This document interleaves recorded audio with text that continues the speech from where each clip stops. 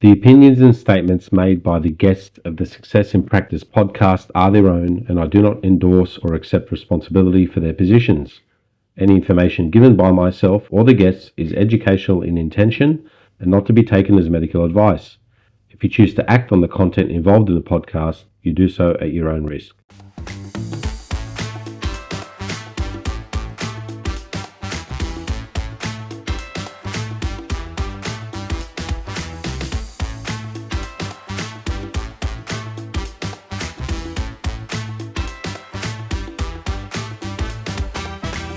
Okay, welcome back to another episode of the Success in Practice podcast. Today I'm joined by Cliff Butler.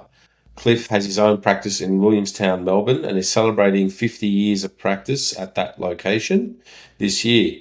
There are 9 therapists there and 4 admin staff and a combination of Osteos, Physios and Myotherapists. The clinic runs a Pilates and rehab gym. He hired his first graduate in 2010 and has loved working with mentoring grads ever since, with heavy involvement in an internship program. Cliff graduated in 2002 from Vic Uni. He's had the opportunity to learn under some legends like Cynthia Tucker, Gary Fryer, Phil Tian, Jenny Hines, and Wayne Mahmood. A few of those we've already had on the podcast, and it'll be good to have some of the others on too. He's worked in Tasmania in Coburg with Tina Mao and opened his own clinic in 2009. He really enjoys working with concussion management and migraine headaches. It's an area of great interest for him, especially around how osteopaths can assist with these patients. Cliff has 2 kids with his wife Sharon, who is also an osteopath working at RMIT. Hopefully we can get Sharon on the podcast sometime in the near future. Yes, she can maybe rebut some of the things that Cliff has to say tonight. Yeah. Right. He's recently travelled with the under-20 women's national lacrosse team. I'm assuming that's the Australian national lacrosse team. Yep. To the World Championships, where they placed 4th out of 20 countries. So that must have been exciting. We'll discuss that.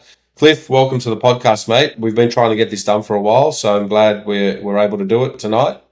Yeah, thanks for having me. It's Sammy. It's definitely I'm a, what do they say, long time listener, first time caller. So it's a great thing you got going here, mate, and it's a privilege to be a part of it tonight. Well, hopefully we can get tonight done, and then we can do a couple more, because I have a feeling that we're going to create some magic. So let's get started, mate. I want to know a bit about you, Cliff. Tell us about you growing up. Tell us about little Cliff growing up, where you grew up. What are some of your influences? How was school life? How was family life? And and just give us a bit of backstory about you. Yeah, so I think having a listen to a couple of your other podcasts here recently with Damien Poosty on the line, I think it sounds like you stole my life story. I think it sounds like it's the life story of a number of osteopaths. Young kid growing up in the suburbs of kind of out in Greensborough way, going to a all boys local Catholic school and playing footy, and that was probably it really, just a real footy nut growing up, and played a reasonably high level of football. Just lived and breathed it. I think I'd train, every day of the week if I could, and play a couple of games on the weekend. And you're talking AFL, right? AFL, yeah. Sorry, AFL. I forgot you're in Sydney. Right. Yeah, so AFL, yeah. So AFL. And just was extremely passionate about that, and rolled my ankle probably when I was really enjoying it, and probably at the peak of my powers, so to speak. Not that my powers were that great, but and did the same thing as Damien. I think went to the physio, and you thought that was what you were meant to be doing, and going, and then finally, Mum and Dad said, look, we can't keep paying for this. Like, you've been going and doesn't seem to be getting any better, and it took a real toll socially. I think, like, sport's such a beautiful social vehicle for a lot of kids, no matter whether you're in Sydney or Melbourne or wherever you are. And I think that we'll discuss the lacrosse later, but I think that's why we've been drawn back to that as a family again as well. Just the amazing community that you get around sport. And so to be not able to play, not able to take part, to feel like you're letting your team down or your teammates down was a pretty ordinary feeling. So I was kind of pretty motivated to get back, and family friend said, why don't you go and see an osteopath? And obviously, what are we talking? This is 1990, Hmm. 1990. Yeah, I think I graduated school 1997. You had no idea what an osteopath was. You couldn't find anything on the internet about it. There was no websites, really in 1996. No. You just kind of rocked up and went to see this person. And I think within one or two sessions, I felt heard, I felt understood, I felt like they knew what was going on. And within a handful of sessions, I was back playing footy. And I Let me always wanted. So go. let me stop you there for a sec because I want to kind of go down little rabbit holes where we can. I love it. What was the difference at the time? You went and saw the physio. You had, I don't know, I'm assuming you had maybe 8, 9 sessions with the physio Yep. and then Probably you saw more. right, probably more. You saw the osteopath a handful of sessions, 4 sessions, 3, 4 sessions, and you felt like you were ready to go back out on the park. What was the difference? I mean, think about it. Go back there as a young teenager. You said Yep. that you felt heard. You said that you felt listened to. Short of being felt heard and listened to, the mechanical changes have to happen in the tissues. What do you think happened that the osteopath did that the Well, physiotherapist didn't do? look, I've got physios that work with me in my clinic, and they're astounding individuals and do fantastic work. And we can obviously we'll go down that little rabbit warren as well. How we work together for brilliant outcomes for our patients. But I think at the time, the 90s, physio, you got a heat pack. You rocked Mm, in and you probably put your heat pack on yourself. You got a heat pack. Um, they came in, had a quick look. Maybe you got something stuck on you and a sucker or a zapper or something like that. And you dial it up, dial it down. And then the physio left the room and went and did something else. And then, you bounced on a trampoline or something, or you did a bit of rehab and then you kind of left, and there wasn't a lot of interaction with the physio. They were running multiple rooms, and I just didn't feel like I had a diagnosis or a prognosis. I didn't know where I was necessarily going mm.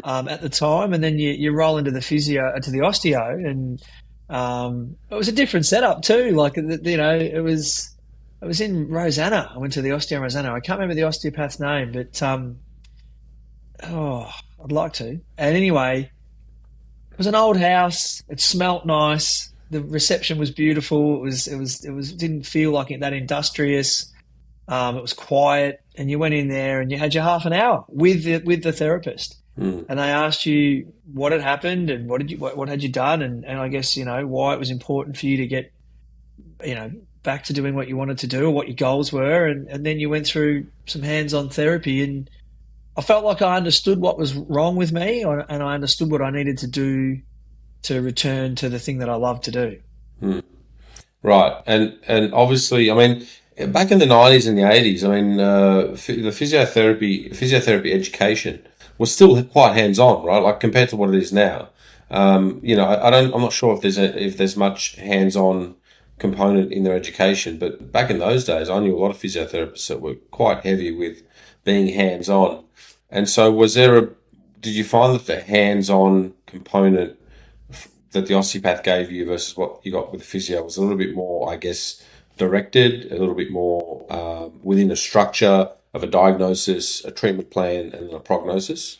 Was that the difference for you? Yeah, yeah. I don't think I ever got much hands on from the physio in terms of Mm. massage, or you might have got a bit of ultrasound. Okay. I remember doing some what do you call it, work experience with a Mm. physiotherapist, and a lot of the time I'd be doing the ultrasound on the patient, Yeah. and I think I even rubbed a calf at one point, as a year 10 student. Whereas, and this was a decent clinic that is well Mm. respected, probably even still today.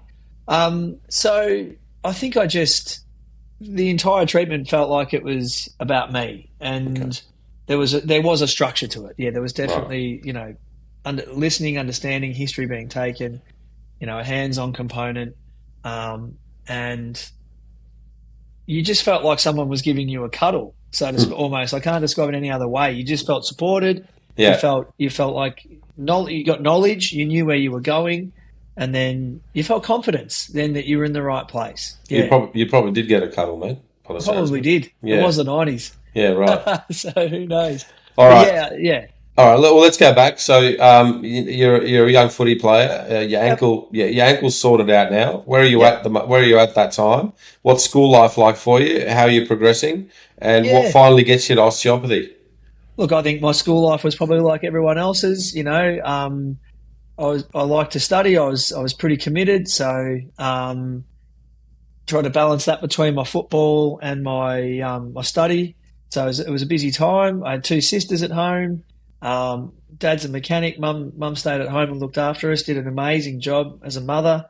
So again, we never wanted for anything. I didn't have a part-time job. They just wanted me to focus on my studies and my sport, which I can't thank them enough for, and have a massive amount of gratitude for, and I now do for my kids as well.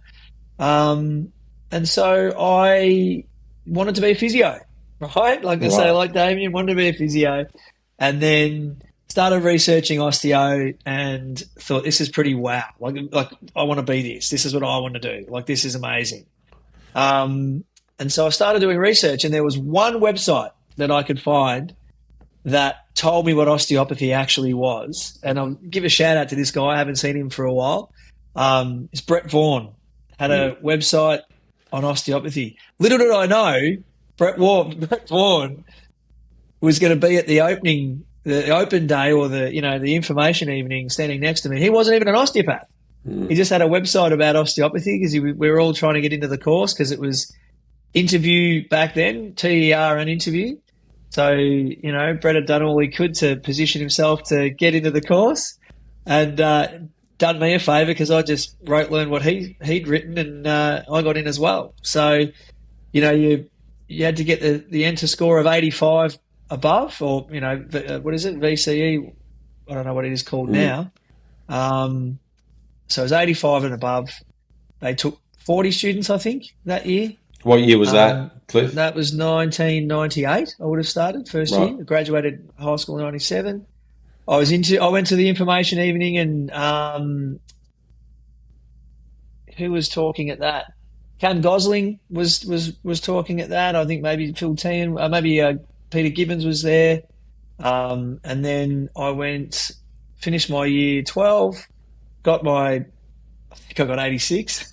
So I snuck in, and went to the interview at VU, and was interviewed by Cam Gosling. So felt pretty confident and had a few interactions with him at the open day and that kind of stuff. There was a student there as What do well. they ask you at the interview? I never got interviewed. I just got I think in. it was just what is osteopathy, and what do you know osteopathy to be, and what's the four pillars of osteopathy, and tell us a bit about your story, and why you want to be here and what you want to do. So, and yeah, and that was great. And then I went to RMIT and did it as well. And they made you write it all down. What Wow. you wanted, and then so there was a lot of I think it wasn't just based on your enter score or your TER. It was TER, and they interviewed you as well. Yeah. So it's a pretty harrowing process, really. Yeah. Yeah, I wouldn't have got in. I mean, I didn't know what Well, there you go. I didn't know what osteopathy was when Yeah. I mean, my careers advisor signed me up for physiotherapy at the new Yep. course, and so I headed down there thinking I'm doing physiotherapy, and it was Yeah. osteopathy. So, but anyway, back Yeah. to you. Uh, So you did the interview, you got in, got in. and started. What You a what a buzz! Like what a buzz! What a time to be yeah.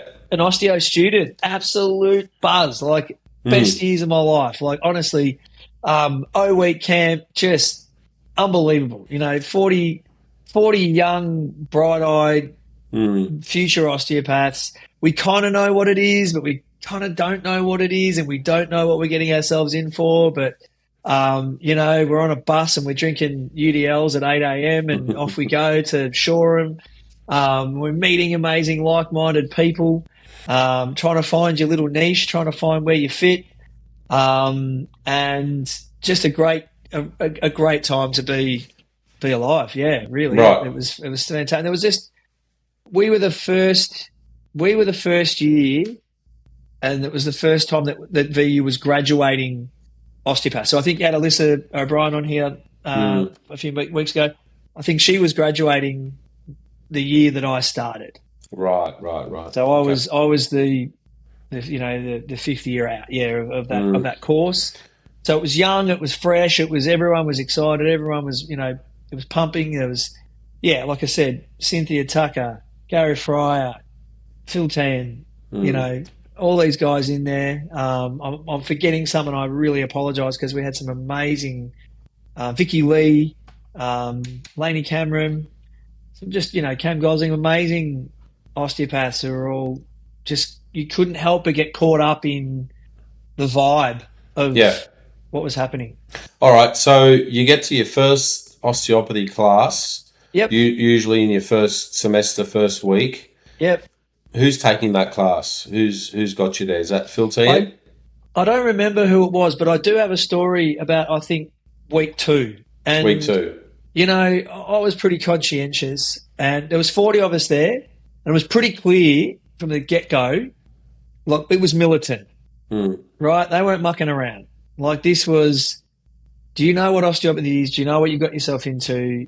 This is legit. We are not here to muck around, right? So the heat was on straight up, and we were like, oh, is this what we really want to do? And a lot of that heat came from Gibbons and Tan. But I think everyone else was along on the ride with that too. Like, they didn't give you an inch. Yeah. And so I remember being pretty nervous, and I remember looking around the room with our first technique class and thinking, there's some people here that aren't going to make it. Like, you just knew straight up. They'd signed up thinking it was something that it wasn't. And Cynthia Tucker was, I think one of our first classes would have been technique with Cynthia Tucker with her blue book and her coffee-stained teeth, and I reckon, who was her assistant? I'll come back to who her assistant was. I've got him in my mind.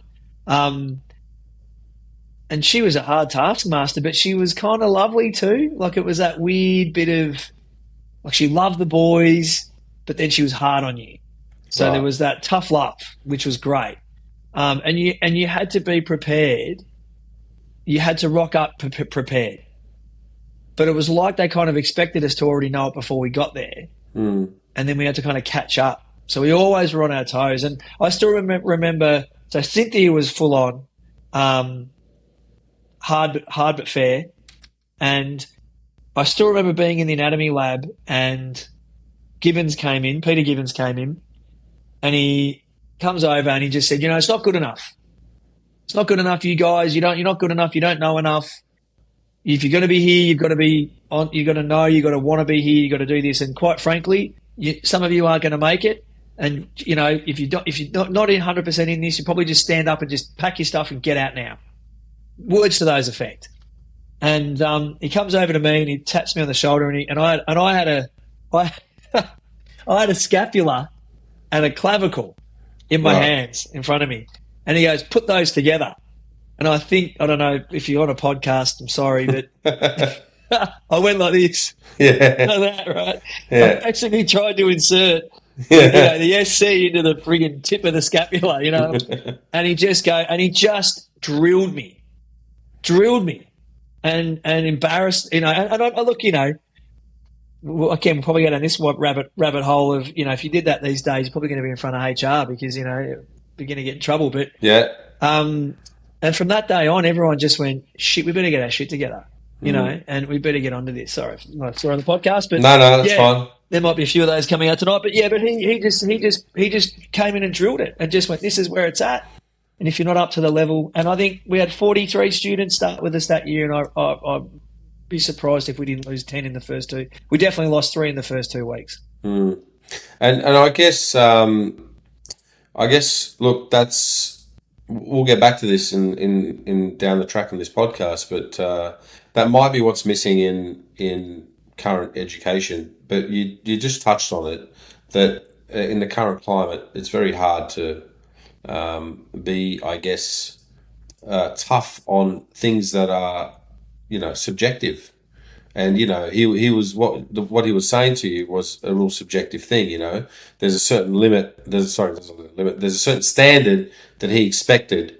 That standard it's not really written down. It's something that he perceives that you have to live up to, and it kept you on your toes. And I guess it was easier for them to fail people at that time if they didn't meet that standard. It's not so easy these days, but we're seeing the fruits of it, I guess. So we'll discuss that a bit later on. I couldn't agree. I couldn't agree more. Yep. Yeah. Mate, what finally did it for you, Cliff? Like what was the clincher? Like when was the aha moment for you as a student where you kind of said, I'm all in on this. This is amazing. And I'm like, was there a time where you kind of went, that's it. I'm in. Yeah. I'm going to be good. I'm going to get this. I'm going to make it. When was that time? You're going to laugh. Look, I've got to admit, we're probably a bunch of lads at uni. We had a great time, and I still don't think I own a Sphig or a stethoscope, because I think I took the money that my mum gave me to buy one and went to the Joint, which was a pub in Yeah. Flinders Street, and played pool with the boys, or went to some bar around there. We had a really great time being at uni, and I think it was probably in fourth year, to be fair. Or maybe even in my final year, fourth year maybe, which is going to sound terrible, but I was in clinic and I was treating, and I'd started treating an SIJ, like for a dysfunction, and I think the first time I felt that move when I was doing a semi-sims, I reckon, something like that. And the first time that I kind of felt that move, I was like, that's it, I'm in. It was like the first time I reckon I hit a 7-iron in the air playing golf. Yeah. And you see that fizz and it takes off and the trajectory builds and you just watch it and you go, I did that, and there's a process, whether it's a golf shot, whether it's an SIJ, that the process behind it of building your skill set, to a point where you can achieve that. I think in both of those instances, I reckon I was hooked on both on golf and on osteopathy. And I think also feeling, I still again remember Phil Tan, no, not Phil Tan, sorry to change those guys, but Peter Gibbons coming in. I was part of a study and he cracked my neck, and just the way his hands felt on my neck was definitely another moment for me where I just go, I want to be that good. And then I think, the people in fifth year, when they treated you in clinic or when you observed them in clinic, that they could feel pillars and they could feel, the peaks and troughs of the pillars, all I could feel was skin. And to see these guys feeling pillars and all these and SPs and TPs, I think the first time I felt that in probably second year was definitely a big moment as well. So I think it was more around the feeling and getting the feeling that I could feel with my fingers, and the things I could sense sucked me right in. Yeah. Well, a lot of the educators communicate in that fashion. So, put your hand on the transverse process of, L4. You go, shit, where's, one? But when you finally get it and you go, there's a trend, now you understand what they're talking about. Now you can follow, now you can connect things, and things start. So it's that first barrier that you get through that allows you to then be in the same world as these people that you really look up to. I think that's when you start to see yourself as part of a profession instead of just being somebody who's trying to catch up. Yeah. So, yeah. And a lot of the theory that you're doing initially as well, you're learning a lot about a lot of things. I mean, Gary Fryer's 8 a.m.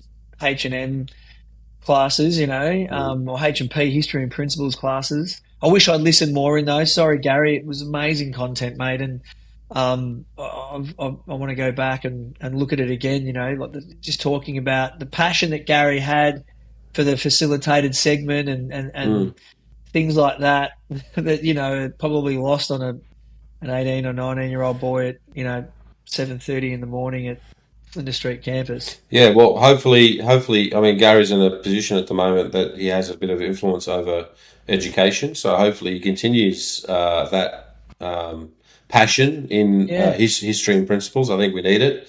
So shout out to Gary. I saw Gary on the sidelines of the recent conference that we had a beer. So it was good seeing him in person rather than just having a chat to him on the podcast. Mate, so tell us what your I mean, you went through obviously the course content at Vic Uni, and then you made it to a student clinic. What was that experience like when you first got in there on your first patient? I know you treated your fellow classmates, but had you worked with an osteopath? Had you gotten your hands on people, or was student clinic really your first experience in being responsible for somebody's improvement? Well, I really wish I'd remember the name of the Rosanna Osteopath, and if they're listening, you can put it in the comments or something. Um, I'd gone and observed a lot at this clinic. I was pretty passionate about observing and working out if it was something that I really wanted to do. So I'd done a lot of observation coming into the course, and obviously I'd done a bit of work with my work experience. But I think I was in third year when we started clinic, summer clinic. So you're in there in summertime, so it's a bit of a skeleton staff. And I remember just there not being enough people there, and someone came off the street and was like, "All right, Cliff, you're on." Done a lot of observation though of the senior students that were there, and I remember feeling completely out of my depth, but also really excited to do it. Probably just did a lot of massage and a bit of, in the word of Jade Harris, a bit of fake it till you make it. But yeah, again, just love that experience. Just being in service of someone, giving back, doing what I had done for me, was kind of my focus. So I don't know if it really mattered what I did with my hands that much as what I did with myself, and my person. And so that was a bit of a thrill. Yeah, third year summer clinic, I think, was my first experience treating a patient. The clinic at VU is probably not as busy as a clinic at RMIT. So when you did get a patient, you probably tried to hang on to them a fair bit. But there was no shortage of mentoring from your clinician. We had an area where we could all sit together and do that kind of stuff, or we'd go and crack each other's necks or do those things. We were all pretty motivated. That motivation, I think, descends when you get to fifth year and you just want to get the hell out of there. But those early years, we were all pretty keen to have our hands on patients or each other and practice the techniques we'd been taught that week. Yeah, right. Okay, so you went through student clinic, got through that experience, you got to your final exams. What were they like? Your final OSCEs, and recall that time. What was that like? You said the reason why I'm asking you is because similar to me, you're in a generation that was really. I mean, there was quite a demand on the quality that you produced, and I think just to give people context, I'm not sure if that demand is there at the moment, and especially coming out of COVID and that cohort. I think there's, and as it should be. I think there was a bit of leeway given that they didn't have a lot of hands-on experience. But give some of the listeners who may have just recently graduated an insight as to the demands of those examinations at that time. It was militant. I think I used that word before. It was militant. It was insane, and everything built up to your CP5, and we made CP5 manuals, and I think there's one floating around that my wife Sharon and her friend Joe made from a collection of materials from the year above us. That they'd handed down some materials, and we collated this thing together and spent. And I learn by writing. Like I need to write it down, and then I'll absorb it. So collating this material with these other students helped us learn it.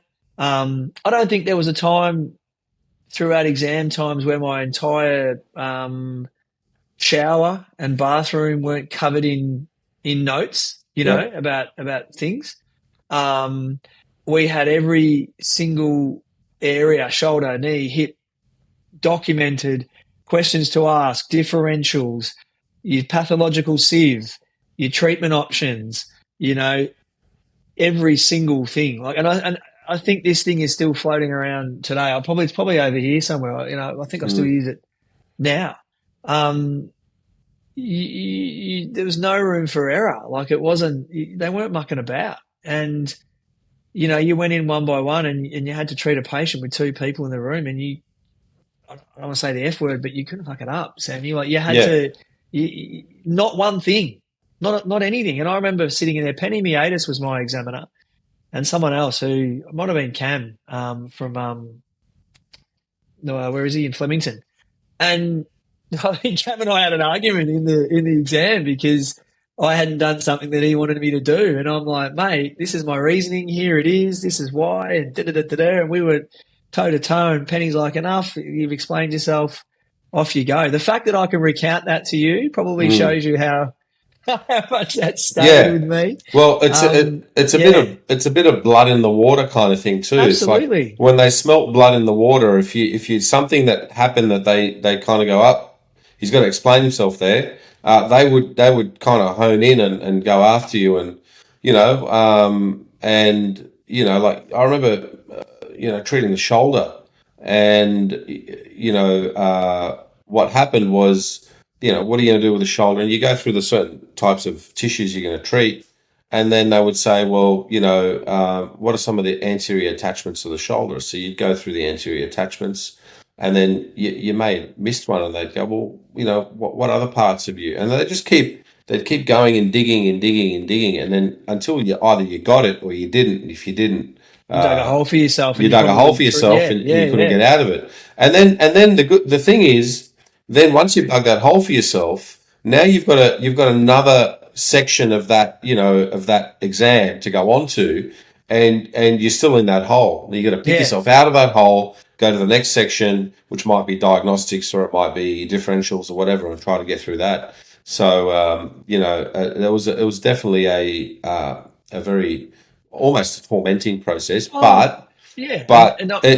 it's a baptism of fire, and you get out of it, and it prepares you very well for practice. Look, and mate, we had a few people end up in hospital, I think, with stress and various other issues, probably leading into that and after it.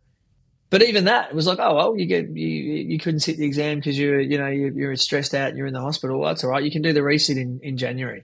Mm. You're not getting a resit now. There's no special consideration. Yeah.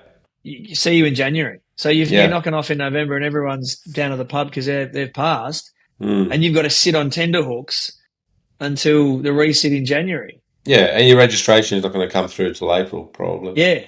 So there was that too, and I'm not condoning or endorsing that kind of behaviour. I'm not sure if it's right or wrong, but I think we've departed too far from that now. Mm. Promised myself I'd be careful with my opinions on here. I do think that unless you've been living under a rock, Sammy, and you're on Facebook, you probably know I can tend to be opinionated kind of person. But it's part of the reason why I've got you on the podcast. I think Heath Williams, your mate Heath, he said you got to speak to Cliff and make sure you give him an open mic. So, mate, you've got an open mic tonight. Look, and I know you've had Ann Cooper on here, and after watching that, watching you speak to Ann, like I think I might have to send her a Facebook request because I think she blocked me a couple of years ago. But but she, I think we're coming from the same place, Ann. It's all right. We both love the profession. We both want the best for everyone and our students, but and for our workers. But yeah, I think that time, I think we've lost that. And I don't know if we need to go back to that. Like, I think maybe that was a little too far. But I think, there was a time when you and I knew, and I'm kind of selling myself out here, but you would know every muscular attachment, action, innovation, blood supply, nerve supply, venous drainage. You knew it. You knew it. I knew it. And if you didn't know it, because they could pop it on you at any time in any exam they wanted, you might have been doing something completely irrelevant to what, and they could just turn around and go, what's the blood supply of the thyroid? And you'd be like, and that was, I don't even know why. I need to know it now with concussion and stuff like that. But back in the day, you kind of, the relevance was difficult, but you needed to know it. And I think at the moment, I feel like, I don't think that the universities are necessarily, in my opinion, at fault with this. And we're starting to, maybe I'm digging myself a hole here, but society's changed as a whole. Imagine if you tried to do that today to a student Yeah. you'd be in front of HR in about 30 Well, seconds. it's not just that. Like I said, I had a chat to Gary on the sidelines of the recent osteopathy conference. Hello, everyone. I'd like to take a quick moment to thank everyone for watching and listening to the podcast. If you have received value from this episode, the kindest thing you can do for me is to like, share, follow, and subscribe to the channel on whichever platform that you are listening on. If any of the conversations have resonated with you and you feel that I can help elevate your practice, you can find me at successinpractice.net. That is, the Success in Practice program can be found at successinpractice.net. The Success in Practice program is the signature program that takes a practitioner who may be struggling with retaining patients. They may not be certain about building effective treatment strategies, and they may feel somewhat anxious and doubtful about what they are going to do with a patient, and they are not really accelerating in the real world of private practice. It takes this practitioner and it turns their careers right around to the point where the patients have an effective diagnosis and a real treatment plan that they can take home. Patients are happy to book in multiple sessions with you and they are confident about your abilities. And more importantly, you now have direction and are confident about your own abilities. The program streamlines how you operate as a practitioner. Guys, you should have been taught this at university, but you weren't. You may have been practicing for the last few years thinking there has to be a better way. There has to be a more effective way of engaging with patients and getting them results. Well, there is. And this is what the program delivers. Go to successinpractice.net and check out the options available to you. See where I can help you easily grow your patient list and finally earn the rewarding income that you deserve. For all the information on how you can reach me personally, check out the show notes. Also, in the show notes, you'll find a link to the chat transcripts from these podcasts. These are valuable and a wealth of information. I really hope that you're enjoying the podcast. Guys, leave a comment if there's any questions on this episode. And please, don't forget to like, share, follow, and subscribe to the channel. Now, back to the show. And I had this conversation with him, and I said, look, we want to keep osteopathy, the principles, and what he teaches, history and principles, and he's all for that. But he said to me, he said, Sammy, we give that to them. It's there, it's available. And I discussed with him a student that I had that worked with me that saw the foundations of osteopathic medicine, that nice big thick American, that American Osteopathy Academy of Osteopathy book. It's a red book that I've got, but I think it's green now. But it's nice and thick. It's got everything you want to know about osteopathy there. And this young lad was working with me, and he's seen it on the table. He's picked it up, and he's opened it up, and he's had a look, and he's going, I don't know any of this. He's just reading the first chapter about history and philosophy. He goes, this is amazing. And I told this to Gary, and Gary said, Sammy, that's all available to them, but they have to go searching for it. And I guess talking to John Abdullah on the second episode of the podcast, he said the same thing. He goes, osteopathy is not going to be handed to you on a silver platter. You got to go looking for it. You got to go searching for it. They're going to be tough on you in terms of examining you and expecting you to be at a certain level, but they're not going to spoon feed you because you can't spoon feed that stuff. You can't spoon feed principles. You've got to go after it. You've got to learn them. Then you've got to apply them, and then they make more sense to you. And it's a process of time and application, and you've got to be willing to do that and think about it yourself. And I guess what Gary was saying was that the students aren't doing that necessarily. Some are, some aren't. And you're right, it's a generational thing. It's just something that we're not seeing in osteopathy. It's something that we see across the generations. When me and you went to high school and we wanted to get a book, we couldn't just Google it. We had to go to the library, and we had to go look at those cards and find the number off the card and make sure we got the right card. Then go to the aisle and make sure you find the right aisle, and you go down, you look at the number on the shelf and make sure it's the right number. Then you look at the first three letters of the author's last name, make sure that that's right. And then you go and you try to look for, the book's supposed to be here, and the book's not there. Oh, well, then you got to go to the trolley, and where people return the books and look through the trolley. That's right. And then that's not there. And then you go to where the people drop off their books. You look there. And then after all that, you might then speak to the librarian, who's, Google, right? But, now, the kids that are graduating, they don't know that. They just Google something and it comes up for them. So they're not chasing things. They don't know how to chase things. And osteopathy is something you really have to chase.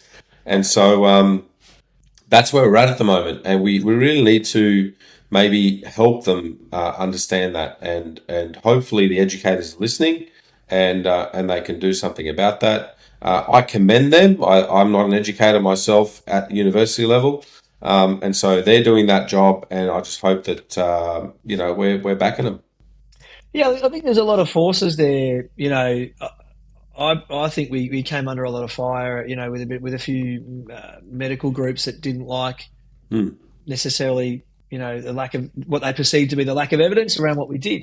mm. You know, and that decimated a lot of the teaching, I think, and I think we all kind of ran scared for a little while there, and oh, we've got to get evidence based, we've got to do this, we've got to do that, but like it's funny how the wheel turns.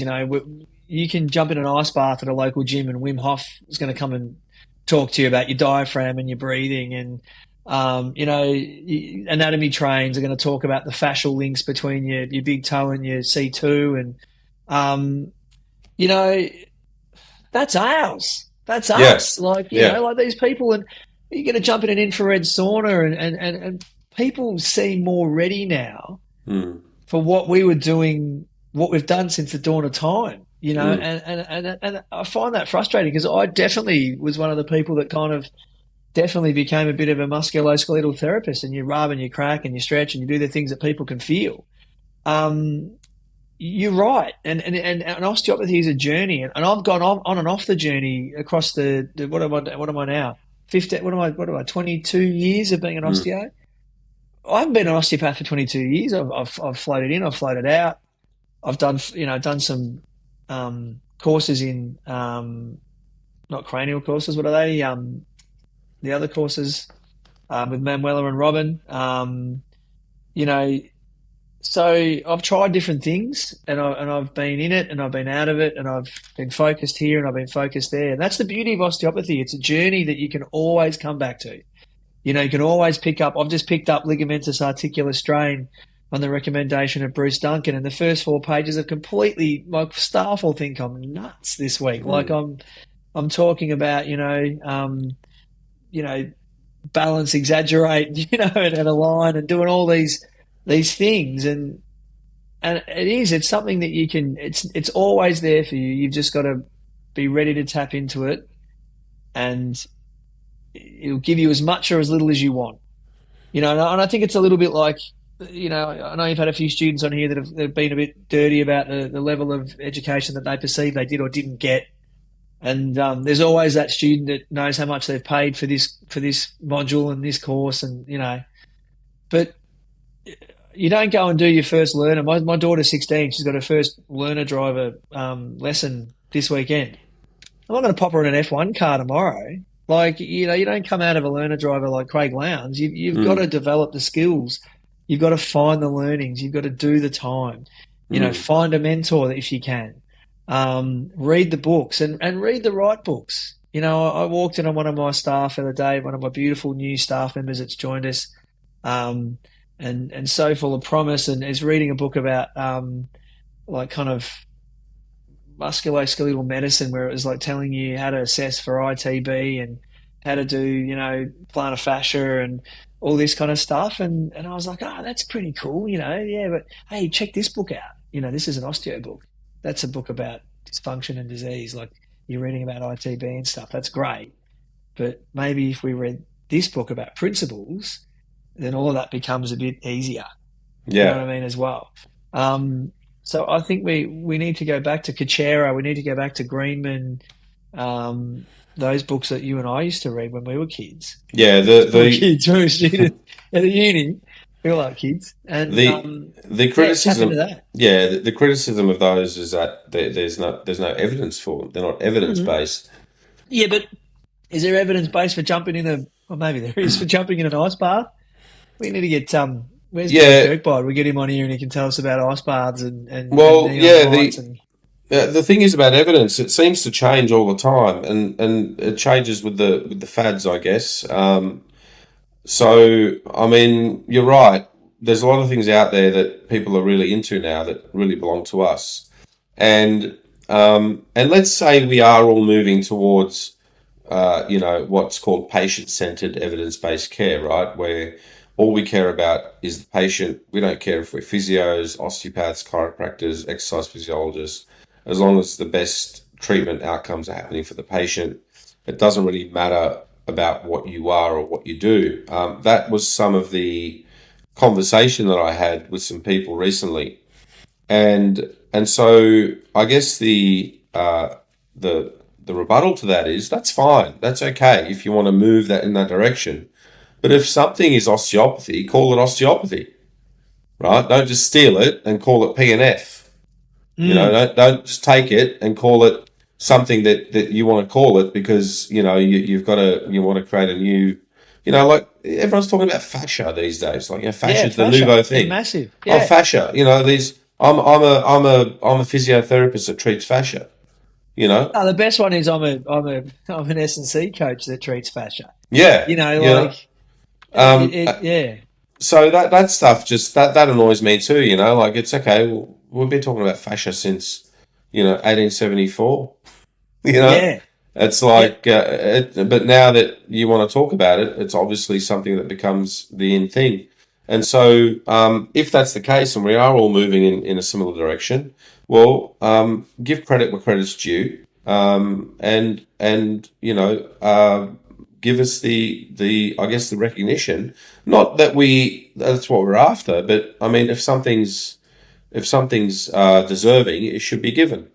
But But anyway, why don't we go back to reading our own books, Sammy, as well? Like this is where I think as yeah. well. Like we've got to go back to reading our books and knowing who is AT Steele, what were his pillars, Mm. what did he do, how did he do what he did, And I reckon if you ask some students, and again, we'll put a caveat here where we say COVID, you know, did a lot of damage to education. I think in many fields, right, and across COVID many did, courses. yeah, COVID did damage to hands-on education, but COVID's got nothing to do with you picking up a book and having a read.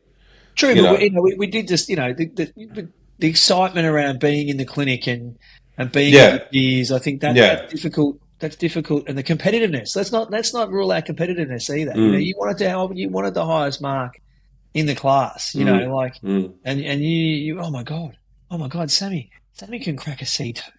Did you see that? He's cracked. I can't even feel a C2. Sammy got an SI. He got the thrust with the SI. It was amazing. And that energy within clinic was yeah, was was infectious. So I think we lost a bit of that. mm, But go back and read the books. Know who AT still is. Know what he did. Know why he did it. Know how he did it. I just don't think that you can't just rely on your university mm, education for that. You and I didn't. University educators want to know that you're safe, mm, right, and that they can release you into the wild. You're not going to kill anyone. That's mm. basically what they're looking for. And then you know some stuff about osteo, and you've got the fundamentals. But yeah, you've got to go and pick up a book, and you've got to go and educate yourself and get yourself learned about these things. Yeah, Yeah, definitely. Like I said, the recent conversations I've had were about people saying that we're kind of moving in the one direction. It doesn't really matter what we are, but I think if you really care about the community, we need to have a point of difference. yeah. It's better that you have a distinctly different physio to a distinctly different osteopath to a distinctly different chiropractor, and have the choices there for the consumer, that they can then make those choices based on what they need and what they want and what they think is going to be best for them. But why do they choose you over? And this is we could just go down little holes everywhere, Sammy. Where we've got a patient asked me a few months ago, and this is where I went and spoke at the Fit for Practice seminar with some amazing osteos there. Mike Solano, who pulled me aside and gave me an amazing anatomy lecture in about 10 minutes. Bruce Duncan was there, Tim Taylor and those guys. Kind of tapped me back into that osteo kind of world, and I felt like I needed that. Like it was something that I really needed, because I was caught saying osteo physio. It doesn't really matter. We're all the same, but we're not all the same. No, osteo is not physio, and it's not myo, and it's not chiro. It's osteo. And I think when you practice osteo, and I think I've never, Alyssa O'Brien, I think in her chat with you was just, so much passion, so much amazing understanding for osteopathy. And I've had a lot of conversations with her recently, and she's probably part of my, rejuvenation into it. You know, treating like that, just whether you're treating diaphragms, whether you're treating breathing mechanics, and you're trying to down regulate, whatever you're trying to do, you're treating the mum, you're treating the baby, all that conversation that you had, makes rebooking and patient management so much easier. You don't get to the end of it and go, oh, okay. You kind of go, we're working on your diaphragm, we're working on your rib compression, we're working on this, and so therefore this is best thing for us to do would be A, B, C, and then let's work together and let's establish a rapport. Let's not just chase pain.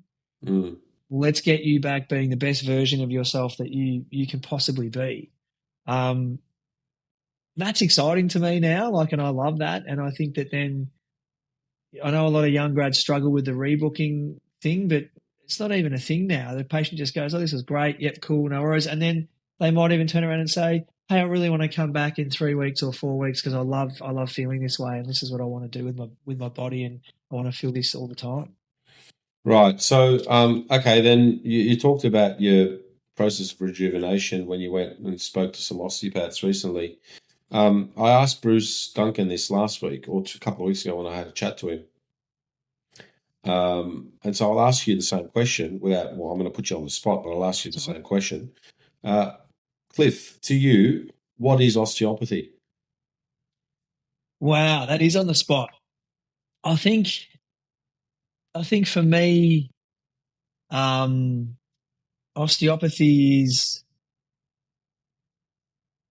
it's a way to engage your patients, and it's never the same. It's never the same for either patient. So I just think osteopathy is a way that you can engage with a patient, understand what they need, and help them on a deeper level achieve the outcomes and achieve the health. I think that's been the focus that I've spoken with my work this week. And again, they think I'm mental and I jump from thing to thing, but our topic this last few weeks has been about finding the health.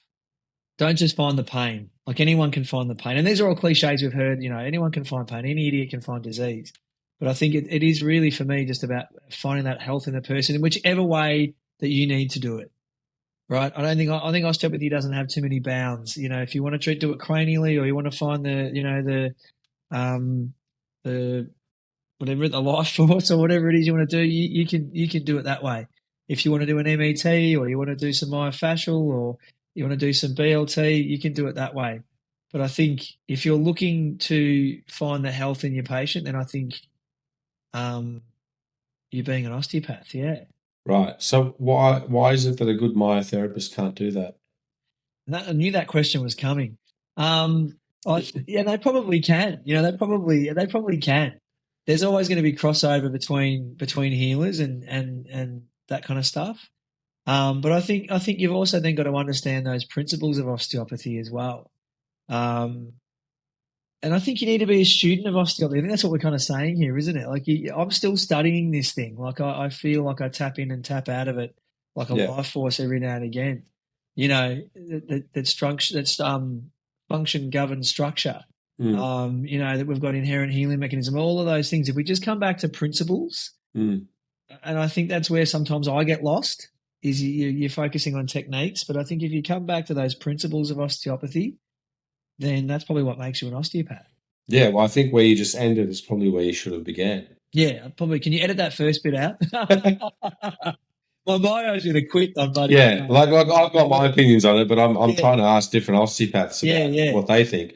And I guess the criticism is that from some people is that if you ask, put 10 osteopaths in the room and ask them that question, I'll give you 10 different answers. Yeah. But if I talk to people in this long format kind of sense, and you let them talk long enough, they all arrive at the principles.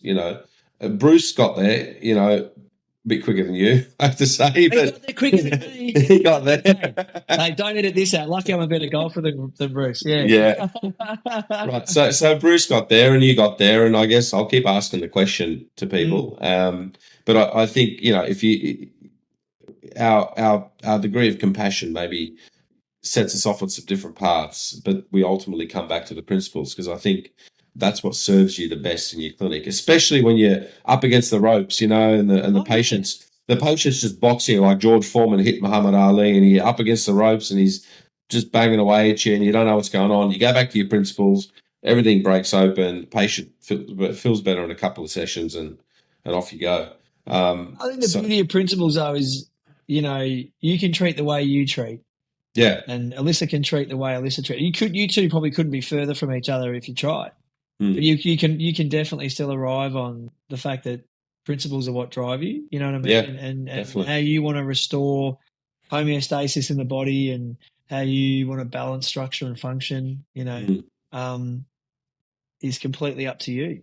Yeah. Mate, I want to get you back on track a little bit because we Yep. did. Sorry. That's fine. That's fine. Your early career. Tell us what you did. You graduated. Where'd you go and work? What did So you do? graduated, went down to Tassie, and worked with John Mickelson and his crew down there. Went down because again, Penny Miatis was like, mate, you'll treat a heap of patients down there, and so I went down there, and I think within the first few weeks was treating 60 and 70 patients a week. I think my record down there was about 88 in a week. It was a real baptism of fire, Yeah. and had John was pretty busy, and Im was pretty busy, his wife, but Peter Leach was a really big influence for me down there in that year. That's where I learned to drink coffee for the first time in my life, was when I was trading down in Tassie. And yeah, just stunk my teeth into it. It was really all it was about just being an osteopath. It was cold as shit down there, so you didn't do Yep. much else. And you went for the odd, hike or whatever, and went to the pub on Friday night. But it was really just about being an osteopath and sinking your teeth into that. Did a few Right. courses down there in my first year, but just treated a bucket load of patients, really. So, okay. So let me ask you about that. There was a high volume of patients that you were seeing. I think a lot of the times those years in an osteopath's career sometimes get overlooked. I spoke to Fiona Pete a few weeks ago, and she mentioned having a time in her career where she was doing, 70 or 80 patients a week, and how she said that it was just she was tired, but she'd get through it, but she couldn't see herself doing that at the moment. But what it highlighted for me is that those years where you really hit those peak numbers and you do the volume, I think they really help you establish a baseline of competency that you don't drop below and that you can achieve even when you're having a shit day, Yeah, right?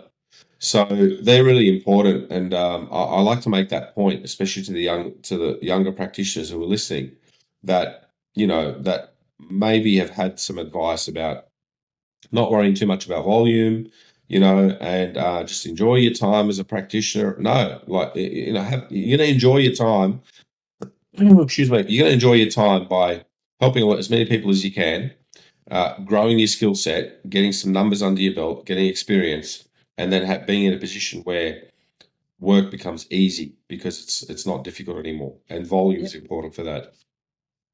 So, yeah. what do you just want to get your thoughts on that? Yeah, and I think again, I would say that in today's world, a heavy patient loads, probably 50 patients a week. And we need to be careful not to do the back in my day thing, I think, as well, because we're acknowledging the world has changed, right? So, I've got some guys in my clinic that'll punch out 50s in a week, um, and that's probably the low that they start to cap out at, Um, you mentioned Tina Mayo and Coburg Osteo. If I didn't treat 65 patients in a week, I'd freak out, massive. Like we'd all lose it. I'd probably lose my marbles.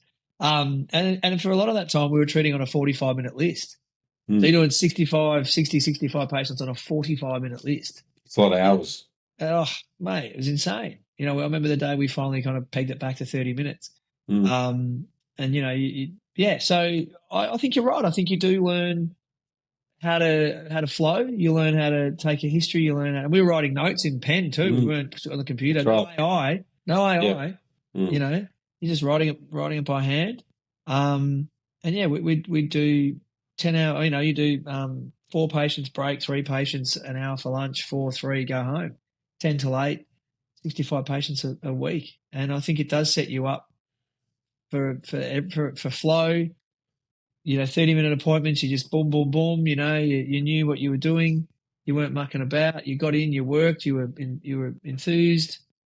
You had an hour for lunch, you had a chat, and then you got back and did it again. And there's a lot of, when you sit around, that's not a good thing. Mm. No, it's not. And I think I'm trying to remember that saying that Bruce Lee said that, he's not scared of the bloke that's got 10,000 kicks. He's scared of the guy that does one kick 10,000 times. Yeah, yeah.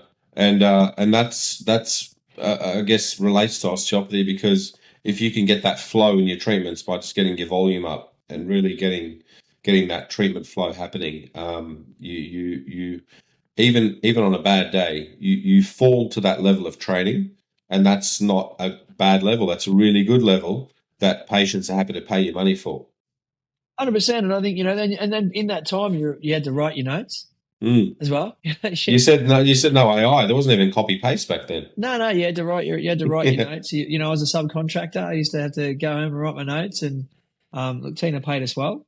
Don't get me wrong, but we had to write our notes and do all that kind of stuff. So yeah, it's just what you did. There was just no other way. Right. And what brought you back to Victoria, mate? So you're in Tassie. What brought you back to Victoria? Oh, I think Sharon wanted to come home. She'd come over there and lived with me down there, and it was pretty cold. We weren't getting paid particularly well, and this opportunity opened up with a friend of mine leaving Coburg, and I thought, sounds great. And obviously Tina, respected osteopath at the time, running a really great clinic, and I just thought it was time for a move. Right. And so Maybe a bit homesick as well. Yeah, yeah. And were you married at that time? Were you guys still? No, we weren't married at that time. And so we came back and Yeah. off. Thought you'd make a bit of money and save up for a ring. Yeah, that's it. That's 100% right. Yeah. No, you've nailed it there. Well, she's gonna be listening, mate. So I'm gonna. Maybe. Yeah. So that was good. And just we started working and loving it. Right. And at what point did you say, I need to open up my own practice? When did that happen?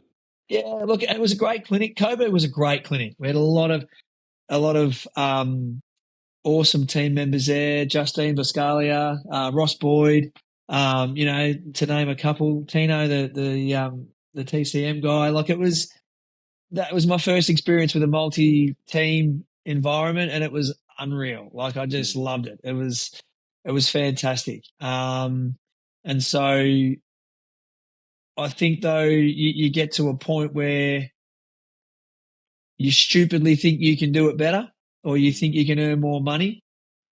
Emphasis on the word stupidly, because you're bright-eyed, you're bushy-tailed, you got all this ambition, and you go, hey, I'm going to have a crack. I can do this my way, and I can make. You know what? I can make the other 50%, Sammy, in my pocket. So I'm going to do it. It's time. Yeah. So, but that was 2009. So I've been out for a while. Yeah. Okay, and then I guess tell us about those early years of having your own practice. Yeah, so I rented a room in Williamstown, and just started going up, advertising wherever I could, and local paper was still a thing back then, and sitting up till 2 a.m. trying to link, white pages to your website and all that kind of stuff, and yellow pages linking that to your website. And had a room in Williamstown, no reception, carried my book. I still remember pulling out. I was teaching at the uni as well. I was a clinician out at St Albans, and I still remember having to pull over on the side of the road and take an appointment, on my diary, and worked there for a while and got pretty busy pretty quick. There wasn't too many osteopaths in the West, and so developed a list pretty quick. And then brought my first associate on within about 10 months. Dave Proctor, who, shout out to Dave, runs a fantastic business in Barwon Heads these days and still one of my best mates. And off we went. We had a subcontractor and having to juggle all those fun things with What business. what So what were some of those early challenges, mate? What did you find was really tough for you? I mean, by that time, your treatment should have been pretty good. that was all pretty easy. I think the marketing side of things, Mm, having to market yourself, find the niche marketing that you had to do, um, get people in the door, and then start networking with the community, like trying to reach out and network with the community. So all stuff I didn't do at Coburg. I mm, just rolled in at Coburg, I treated, I went home, right?